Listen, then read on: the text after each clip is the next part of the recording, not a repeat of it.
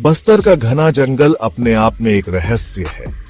गांव वालों का कहना था कि शाम ढलने के बाद उस जंगल में कोई नहीं जाता, वहां काला जादू होता है।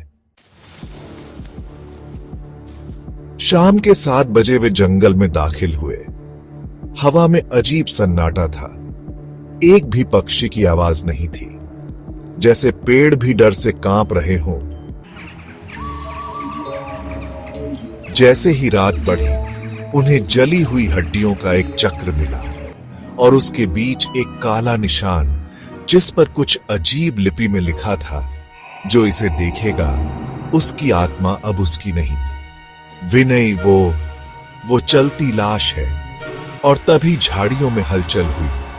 विनय चिल्लाया, वो चलती लाश है। एक जला हुआ आदमी, जिसकी आंखें कोयले जैसी लाल थीं, उनकी ओर बढ़ रहा था।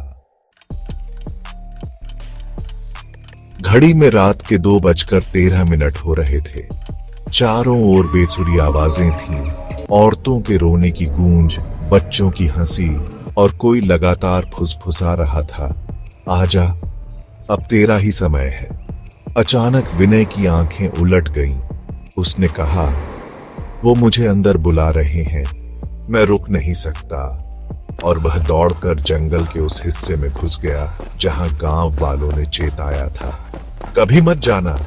आदित्य उसे रोक न सका, बस उसकी चीखें गूंजती रहीं, फिर एकदम शांत। सुबह आदित्य बेहोश मिला। पुलिस आई, लेकिन विनय का कोई सुराग नहीं मिला।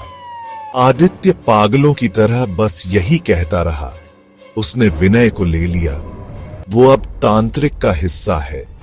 कैमरे की आखिरी रिकॉर्डिंग में जो मिला, उसने सबको दहला दिया। एक तांत्रिक हंस रहा था और उसके पीछे दिख रहा था विनय, आंखों में वही लालाग और होंठों पर वही तांत्रिक की हंसी। गांव वालों ने अब उस जंगल को बंद कर दिया है। कहते हैं रात को वहां से अब भी विनय की आवाज आती है। मैं आ रहा हूं, अगला तुम हो। क्या आप कभी बस्तर के उस जंगल में गए हैं? अगर हां, तो शायद आप अगली कहानी हो।